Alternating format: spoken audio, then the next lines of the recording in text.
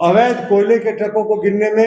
अभी क्या हुआ साहब, धनबाद में जो उस तरीके का खौफ से लोग धंस कर मर गए, ये बताया जाता है उस पूरे इलाके को जो लोग कोयला चोरों उन्होंने सुरंग बनाकर खोद दिया।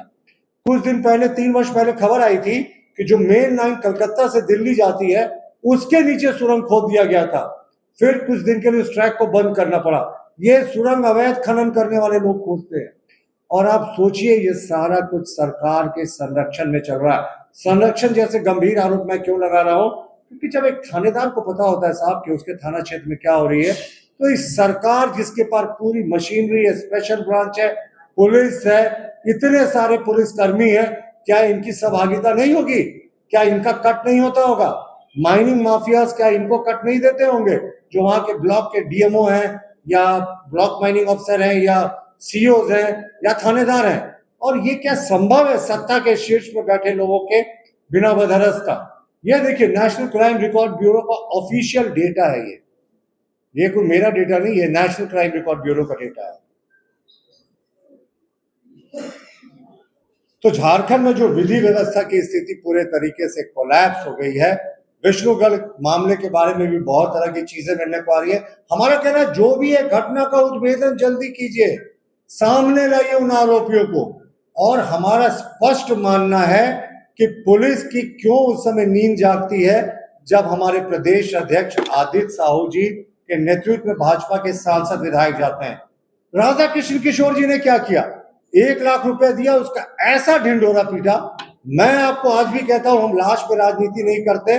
किसी को मुसीबत में सहायता पहुंचाते हैं तो वो हम कभी नहीं करते, और उनके दिए गए रकम से कई गुना ज्यादा हर तरीके से हमने उनको मदद की है, पीड़ित परिवार को।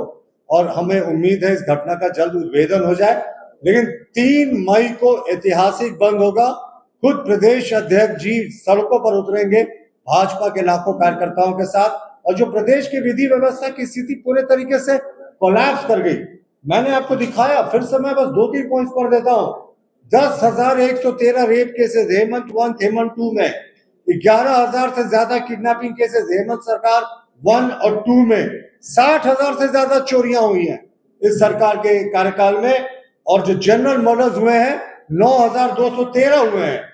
तो आप सोच सकते हैं, जब इस तरीके की बड़ी पैमाने पर यहाँ क्राइम हो रहा है और उद्भेदन, इस पे कई बार जो है इनको महिला आयोग ने टिप्पणी की है कि रेप केसेस में जो फाइनल फॉर्म या जो केसेस में चार्जशीट दाखिल करने का या आरोपी को सजा दिलाने का परसेंटेज इनका बहुत कम है। तो भारतीय जनता पार्टी ने आज सरकार को एक्सपोज कर दिया। हम फिर से कहते हैं साहब, हर गली में यहाँ लखैन माफ कीजिएगा, जो अपराधी किस्म के लोग हैं, रहमान डकैत जैसे लोग हैं, वो घूमते तब तक रहेंगे ना जब शासन का इकबाल नहीं दिखेगा, जब पुलिस का इकबाल नहीं देगा। हम आज भी पुलिस कप्तान को कहना चाहेंगे कि मैडम, आप गारंटी लीजिए ऐसी घटनाएं दोबारा नहीं होंगी। ऐसी अगर घटनाएं होती हैं, जो वहां के जो लोकल अधिकारी हैं उनको गाज गिरेगी। अकाउंटेबिलिटी की बात करती थी ये सरकार कि जहां भी कोई ऐसी घटना होगी बालू चोरी की, अवैध कोयला चोरी की, वहां गाज गिरेगी। और साहब यहाँ देखिए, धनबाद में तो पूरा लोहा चोरों और बालू चोरों और कोयला चोरों का वर्चस्व है। तो 3 मई की बंदी जो है ऐतिहासिक होगी। धन्यवाद।